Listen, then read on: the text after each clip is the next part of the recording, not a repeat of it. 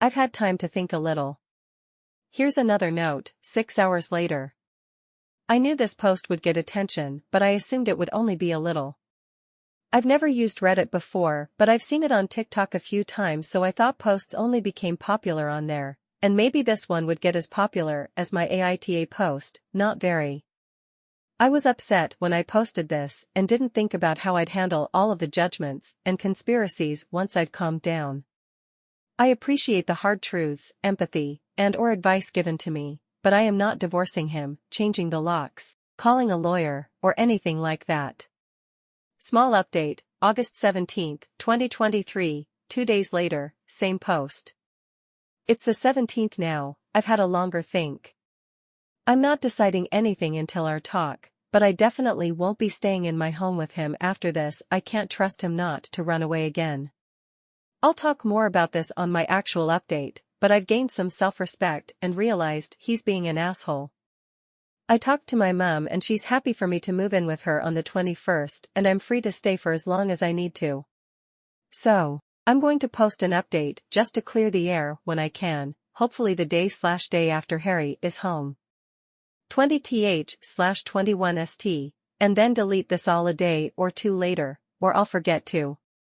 August 21st, 2023, 6 days later. I want to start this out by saying that a lot of questions have been answered since Harry came home yesterday evening. The main one being that he did use the second ticket, but for his sister. For the last few days, Harry's friend has been living with me and helping me through this. One way was that he scheduled couples and individual counselor for Harry and me. I have also been calling my mom every day since the 13th, and with the one counseling session, Harry's friend, and my mom all giving me the same advice, I scheduled an early maternity leave with a slight bonus to each paycheck because of all my overtime and unpaid help. I officially leave work in 4 days. Back to yesterday, Harry's friend went to pick Harry up and sent me photos of who he was with as reassurance that it was his sister, Tiff, not her real name. When they arrived, I prepared dinner and cleaned the downstairs of our home so that we could have a civilized conversation without hunger or distractions to stop us. Harry looked extremely tired and he seemed to be on the verge of crying the moment I opened the door to them all. I was incredibly patient for the sole reason of being able to get through this discussion in one piece, and so when Harry wouldn't speak, I let Tiff explain why she had gone with him. Tiff is a lovely lady who helped me through the few months before my pregnancy. However, Harry didn't stay in close contact with her and I lost touch when the work project started. Because of this, she had no clue about anything going on until Harry called her and said that he had a spare ticket to Ireland. At first, she was reluctant since she knew that I was pregnant, and so she tried to ask why he would leave and if I was with someone who could care for me. Eventually, Harry snapped and told her the real reason of why he was going away, and so she joined him to make sure that he knew it was wrong, but also to help him through all the emotions that he was feeling. She was the reason that Harry came back to me. If she hadn't have gone with him, then Harry admitted that he might have moved to central London or a small village in the countryside to hide from this. It took everything in me not to cry when she admitted that, and I could clearly see the shame on Harry's face. I'm not going to recite everything word for word, and so I'll quickly clear up some things. 1. Harry did use the backup savings account like I thought to pay for the tickets.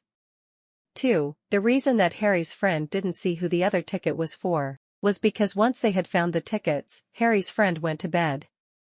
3. Tiff was by Harry's side the entire holiday in Ireland and confirmed without a doubt that this wasn't to find a fling. They spent most of the days in the cheapest hotel room possible in silence before Harry started talking about everything. 4. When we met and married, Harry was a loving, hard-working, job-having man whose only dream was to have a wonderful family, and then retire to one of those cute stone villages in the south of England. After an hour, Harry finally spoke up. Tiff and Harry's friend went into the living room, but I never realized how strange it would feel to be with Harry again. He confessed that he'd stopped loving me a month into my pregnancy. It wasn't to do with the fact that I was sick all the time, dirty as a mole, or wouldn't stop talking about the baby. He just didn't have a reason. Since he couldn't think of why he stopped loving me, he assumed that the love would come back in no time, that maybe it was some delusion caused by the stress of a baby on the way. Over time, that love didn't come back and he started feeling incredibly guilty and alone in it all, which is when he got fired from his job. He told me it was because his work performance was belittled by new management, but it was really because he was too trapped in his feelings to think of anything but how much he still didn't love me. Then, he never tried to get a job, because sitting at home without me, since I had to work more, was much better than sitting at work and possibly getting fired again. He came to love how he had alone time until the moment that he felt alone. That was when he refused to work just so he wouldn't have to see me. He wanted to sit and wait and see how long it would be before I came to him. The trip was to test the waters. It was to see if life would be better without me. He still hasn't decided. In his whole explanation, he kept emphasizing how he didn't love me and said it like I was a child who needed to hear something 1,000 times just to understand it. He never apologized. In a rough way, I was shocked, distraught. If you have a word to describe that awful emotion, then I felt it. I cried, I shouted, I cried again, and we sat in silence until I could talk. Then I told him how I could never trust him again. How could I possibly trust him not to walk out on me or the baby? How could I trust him to tell me these things, or explain his emotions, or to see the story from both sides?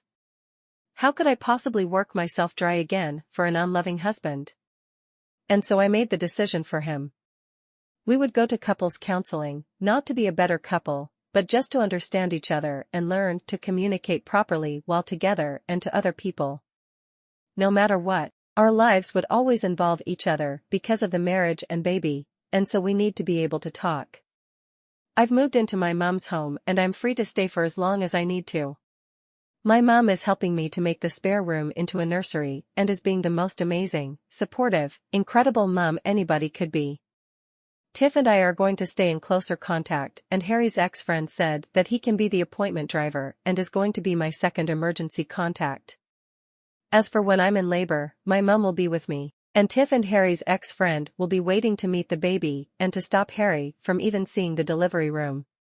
Finally, I made it clear to Harry that we will separate for now, but will divorce/remain separated after the baby is born. I will make sure that he is not mentioned on my emergency contacts.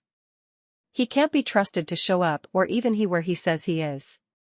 I'm not going to update this anymore since I have things to do and a baby to prepare for. Thank you for sticking around and reading this all. I'll respond to whatever comments I see/want to, but those are all I'll say after this.